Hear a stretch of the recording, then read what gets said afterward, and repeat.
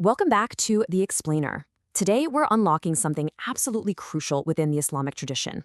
We're diving deep into the profound depths of spiritual and physical healing. We are breaking down Ruqyah.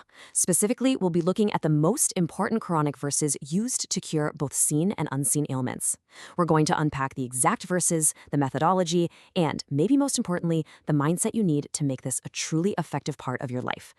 To start, our entire foundation for today comes directly from Surah Al-Isra, verse 82. We send down the Quran as a healing and mercy for the believers. And this isn't just some beautiful metaphor.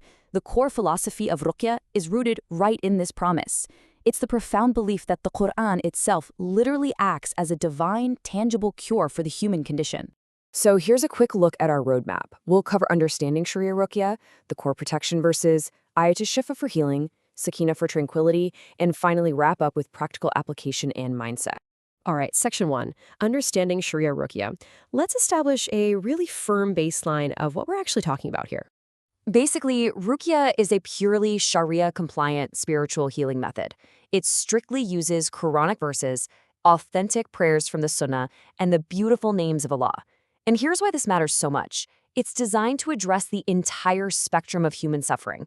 We're talking everything from actual physical bodily illness to deep psychological distress, the evil eye, and spiritual afflictions. It is a completely comprehensive system of healing. Now, we really need to draw a hard line right out of the gate. In a lot of cultures, pure Ruqyah gets completely tangled up with cultural folk medicine, or amulets, sometimes called kaviraji. But the difference between the two is staggering. Sharia Ruqyah strictly relies on pure scripture and complete trust or tawakkul in Allah as the ultimate healer. On the flip side, amulets and unverified cultural practices often cross into severely forbidden territory. They can involve elements of witchcraft or shirk, which is associating partners with Allah. So for this explainer, we are focusing strictly on the pure scriptural path. No shortcuts, no folk magic. Moving right along to Section 2, the core protection verses. Let's see how this builds your daily spiritual defense. Before we even talk about healing, we've got to talk about prevention, right? These foundational surahs act as your ultimate everyday baseline protection against all forms of seen and unseen harm. We've got Surah Al-Fatiha, which is often called the greatest surah, then Ayatul Kursi, arguably the greatest single verse in the Quran for protection, and then the final three surahs of the Quran, Surah Al-Ikhlas, Surah Al-Falaq, and Surah An-Nas. So why the number 3? Well, it represents a highly actionable prophetic sunnah regarding those last 3 surahs I just mentioned. They're often called the 3 quls. The practice here is to recite them 3 times in the morning and 3 times in the evening. It's such a simple, repetitive action, but it establishes a massive, comprehensive daily shield around you. It's honestly an incredibly powerful spiritual habit to lock in. Section 3. Ayat Shifa, the verses of healing. Having locked in our protection, let's talk about curing existing ailments. Just to be super clear on the terminology here, Shifa translates directly from Arabic as healing or cure. So when scholars talk about Ayat Shifa, they're referring to a very specific collection of Quranic verses that explicitly use this word. Think of these verses as the concentrated spiritual medicine of the Quran.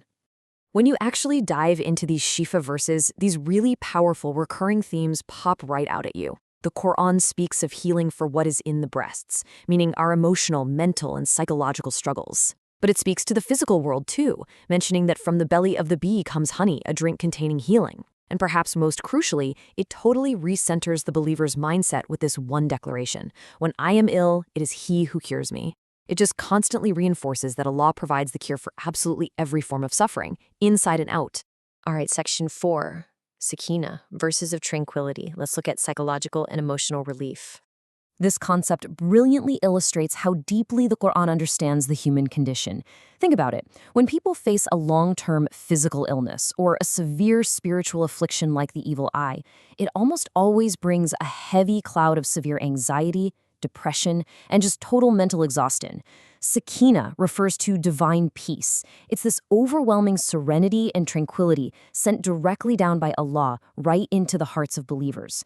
The whole point is to remove fear and deeply anchor their faith. Just listen to this incredible promise. Then Allah sent down his tranquility upon his messenger and upon the believers.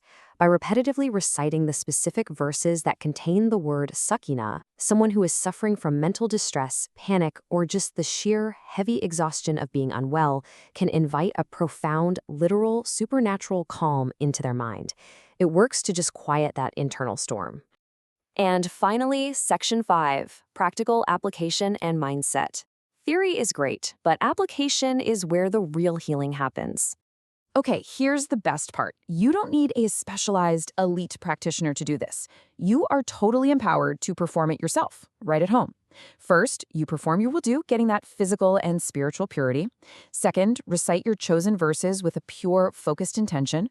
Third, blow over your hands and literally physically wipe your body, or you can blow your breath directly onto a glass of water. And finally, drink that water or even mix it into a bucket to bathe with. It is such an accessible yet profoundly impactful ritual.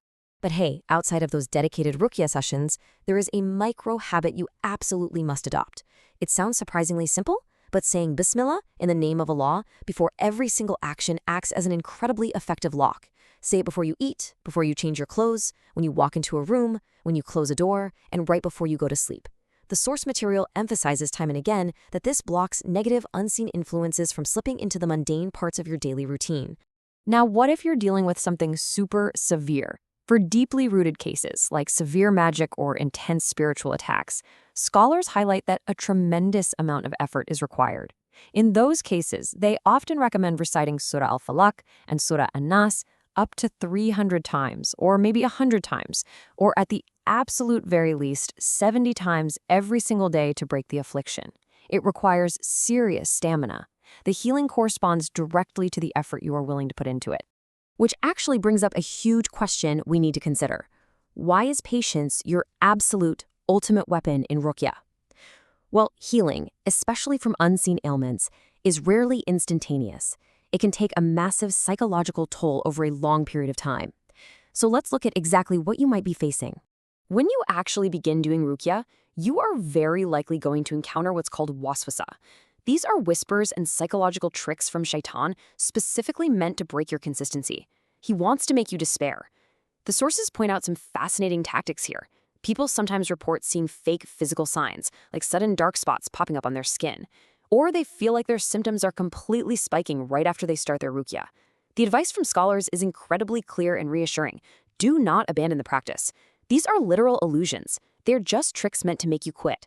And to combat this drain on your morale, make sure you spend quality time with supportive loved ones who will encourage you to just keep going. Through all of this effort, your heart really has to lock onto one main concept, tawakkul. You must have the absolute trust that while the Quran, the water, and your daily recitations are the tools, Allah alone is the cure. Your consistent effort is your responsibility, for sure, but ultimate success completely hinges on never, ever losing hope in His mercy and His perfect timing.